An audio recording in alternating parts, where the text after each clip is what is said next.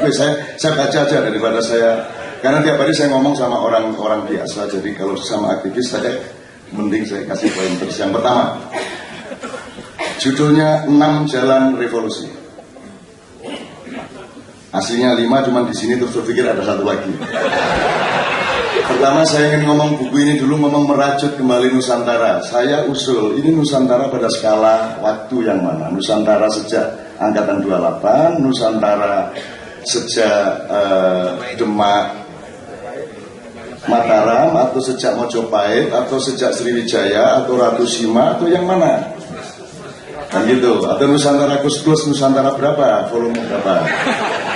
Jadi kalau mau ngomong merajut kembali Nusantara harus diperjelas dulu melalui penelitian yang objektif, diskusi para expert maupun diskusi publik untuk memastikan bangsa Indonesia ini satu. Harus dipastikan kita ini bangsa Garuda ataukah bangsa Emprit. 2. Apakah kita ini bangsa besar ataukah bangsa kecil? Yang jelas, sebab kebangkitan orang besar berbeda dengan kebangkitan orang kecil. Kebangkitan ayam berbeda dengan kebangkitan burung. Kalau kamu tidak tahu kamu ayam atau burung, bagaimana cara bangkit? Sudah jelas kamu ayam mau terbang-terbang. Kan begitu kan? Kamu cacing mau menerkam-nerkam, kan begitu. Jadi orang Indonesia kehilangan dirinya dan tidak pernah mencari siapa dirinya. Jadi kalau mau merajut Nusantara kembali harus ada penelitian yang cukup panjang dan ada diskusi di semua lapisan. Nomor 3, kita ini bangsa merdeka ataukah bangsa jajahan? Amerika itu penjajah ataukah tangan panjang penjajah? Ada 3 tipu daya dunia, 3 tahap sejak lahirnya Isa. Tahap pertama, tidak terima Nabi Musa kok disaingin sama anak ajaib. Kalah populer Nabi Musa. Ini kan bayi tidak punya bapak bisa ngomong. Kan Nabi Musa kan paling cuma belah laut, itu pun kalau disuruh baleni sorenya tidak terbelah lautnya. Karena yang sakti Tuhan bukan tokannya dan bukan Musa lah. Jadi dia kalah hebat sama Nabi Isa. Akhirnya cemburu lah ini anak buahnya Musa. Terus akhirnya bikin rekayasa, memfitnah segala macam, berpuncak pada penyaliban Yesus Kristus. 37 tahun kemudian dibikin rapat setelah kenaikan Isa. Soalnya, loh setelah saya salib kok malah lebih populer. Kalah ini Musa. Oh, kan memang begitu hukum alam. Setelah video porno malah jadi hit. Noah.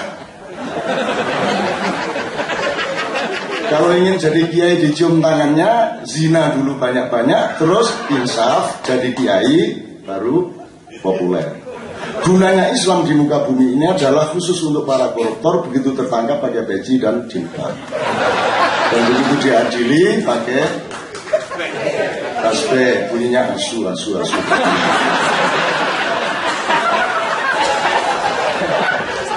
Guyon nih dadang kafir liberal ini gimana? Oke, saya akan setia pada ini. Bangsa merdeka atau bangsa jajahan. Nomor 4, kita ini bangsa setua apa? Kita ini lebih muda dari orang Yahudi, apa kakeknya orang Yahudi? Kalau Yahudi suka menipu, apa tidak benar bahwa kita lebih pandai menipu? Sepandai-pandai Yahudi menipu, masih lebih pandai kita, karena mereka hanya cucu kita. Karena kita lebih tua dari Nabi Ibrahim. Kita adalah anaknya Nabi Nuh ketika istrinya dirasuki iblis. Hamil jadi kita. Maka kelakuan kita campuran malaikat dengan iblis. Ini kalau tidak percaya silakan selidiki. Kamu tidak akan punya bahan, hanya aku yang punya bahan. Nah jadi Nusantara yang mana, Bu? Oke, saya maksudnya yang penting kan orang kompak ya. Tapi kan boleh dong orang dikasih gede hatinya. Kamu itu dulu turunan ini. Apa ini hubungannya sama Atlantis, Sundaland, ya toh? Sundawiwitan, Inkamaya. Ataukah bangsa Indonesia, bangsa Nusantara adalah hibrida gagal produk? Jadi ini campuran makhluk bermacam-macam yang agak kurang sempurna produksinya. Akhirnya gini, milih presiden dilihat gantengnya, gitu ya. Semua menteri juga manis-manis, ganteng-ganteng. Dan banyak parameter lain. Saya baca aja, saya berkepanjangan kalau gini.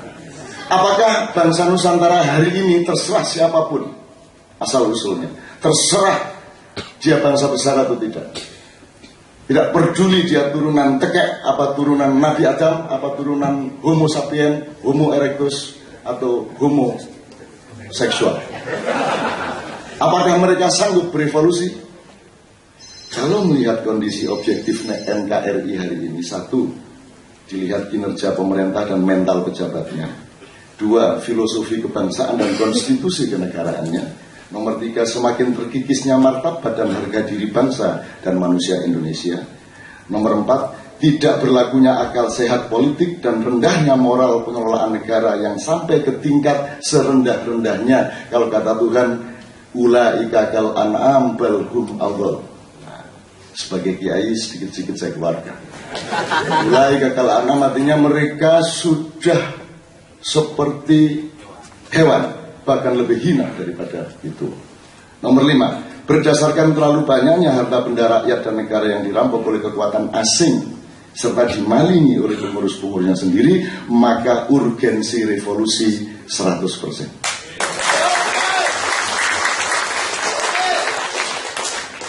Oke sih. Tapi kalau melihat kualitas kelas menengah hari ini, terserah parameternya Pak Ivan nanti yang bisa merumuskan. Kalau melihat tingkat kerapuan otaknya masyarakat, kerapuan rasionalitas masyarakat, melihat subhat ideologi, subhat itu apa? Dan subhat itu ambigu. Subhat ideologi dan nasionalisme aktivis di berbagai level dan segmen. Nomor 4, mustahilnya lahir kepemimpinan nasional seperti disebut tadi melalui pintu sistem dan undang-undang perpolitikan yang ada sekarang, maka kan terjadinya revolusi di bawah 10%. Tapi kalau melihat potensi watak revolusioner radikal anarkisnya manusia dan bangsa Indonesia, maka sesungguhnya sangat tinggi kemungkinan untuk revolusi dalam waktu dekat. Karena manusia Indonesia adalah manusia yang paling radikal, paling revolusioner di muka bumi. Berani naik kereta api 200 orang tanpa pegangan, berani kawin tanpa pekerjaan, berani beranak lagi meskipun kredit motor belum beres. Puncaknya adalah SBY bisa jadi presiden. Itu keajaiban luar biasa menurut akal sehat. Tapi tangguhnya kehidupan rakyat, ngawurnya para pemimpin, ribu-ribu perilaku nekat dalam berbagai bentuk, bidang dan ranah nilai menunjukkan bangsa Indonesia selalu siap untuk membiarkan kebobrokan, kan revolusioner namanya ini. Mestinya kalau orang kesakitan kan marah, ini enggak, karena dia mampu revolusi atas dirinya. Silahkan menindas, saya nggak akan apa-apa. Kalau revolusioner, ayo Belanda datang lagi, daripada yang nindas SBY mending kamu sekalian Belanda ayo sini, campur Arab, campur Amerika. Rakyat selalu siap untuk kehilangan negara. Jangan dipikir kalau negara Indonesia bubar tahun 2015 katanya akan jadi 17 negara bagian terus rakyatnya sedih. Enggak. Rakyat Indonesia tuh enggak peduli ada negara atau tidak. Wong kerjanya negara cuma ngerepotin hidup mereka. Begitu bubar negara, syukuran istighosah sama siapa? Rakyat kok. Tuhan kaget loh, kok gitu? Saya salah bikin bahasa Indonesia. Dulu Gus Dur yang Tuhan bingung, saya dulu bikinnya nggak gitu loh. Sekarang saya Indonesia, Tuhan bingung loh, aku dulu bikinnya nggak gini. Ini mesti ada subversi iblis gitu. Akhirnya Tuhan nyari iblis nggak ketemu sampai hari ini, padahal di Cikeas ya.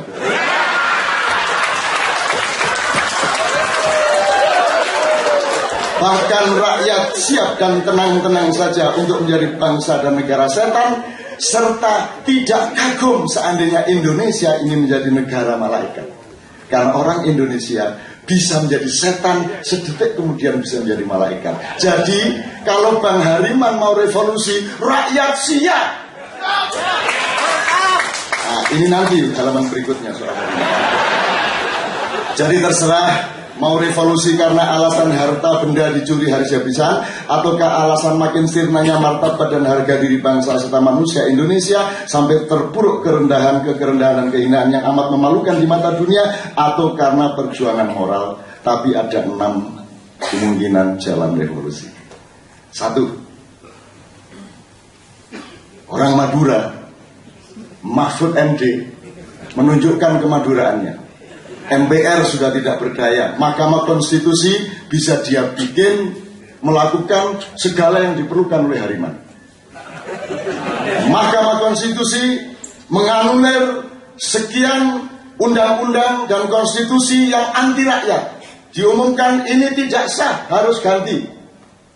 Kalau tidak cocok, carok.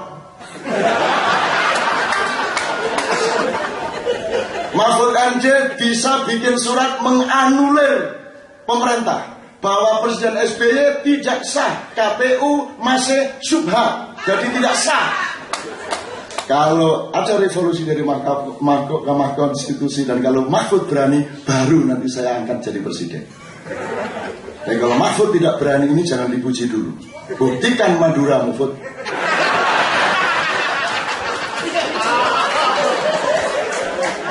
Orang Madura itu ijazahnya palsu saja dia bisa pertahankan terhadap KPK. Kalau ijazah saya ada palsu, kata si bupati, saya jadi gubernur.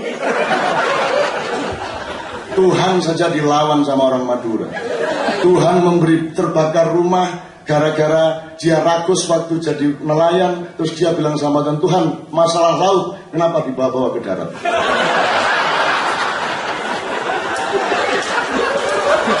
Enggak jadi revolusi, ketawa dulu ini ya. 2. Presiden SBY, siapa tahu ya, melakukan tindakan revolusioner atas dirinya dan negaranya, mengacu pada hayam wuruk yang membatasi dirinya berposisi sebagai kepala kerajaan atau kepala negara dan menyerahkan kepemimpinan pemerintahannya kepada Perdana Menteri yang namanya Gajah Mada. Terserah prosedur konstitusinya. Tapi SBY, saya tak jadi lambang negara saja. Saya minta, saya akan bikin Dewan Negara. Semua orang-orang tua yang terpercaya bersama saya. Terus nanti saya angkat Perdana Menteri, pokoknya entah apa namanya yang ngurusin. Ini kalau SBY berani. Kalau enggak apa-apa. Wong ini juga iseng-iseng. Nomor 3, ini juga mungkin Anda tidak sangka, tapi saya optimis. Sesungguhnya alam pikiran rakyat, apa saja yang ada mengalir di saraf otaknya dan di kandungan hatinya, itu adalah produk dari media massa. Jadi sesungguhnya alat produksi sejarah yang yang primer, alat produksi sejarah yang primer itu terletak di genggaman tangan media massa. Jadi media massa punya potensi sangat besar untuk bikin revolusi. Kalau di langit ada lauhil mahfud, di bumi ada media massa. Maka rakyat bisa menyerahkan nasibnya kepada Yakub Utama, kepada Gunawan Muhammad, kepada Surya Paloh, kepada Haritanu, kepada Dahlan Iskan, kepada Hilang alias Icam, dan lain-lain, untuk segera direvolusi seradikal mungkin menuju Indonesia baru yang adil dan makmur serta disukai oleh Tuhan. Nah, ini juga khayal, tapi siapa tahu bisa gitu. Yang beneran ini nanti nomor 6. Nomor 4, pengumpulan tanda tangan sebanyak mungkin se-Indonesia mosi tidak percaya kepada undang-undang ini, kepada DPR ini, kepada pemerintah ini, dan pokoknya kita kumpulin sebanyak-banyaknya. Nanti pada waktu pemilu tidak ada keabsahan secara kuota untuk mengadakan pemilu dan seterusnya. Ini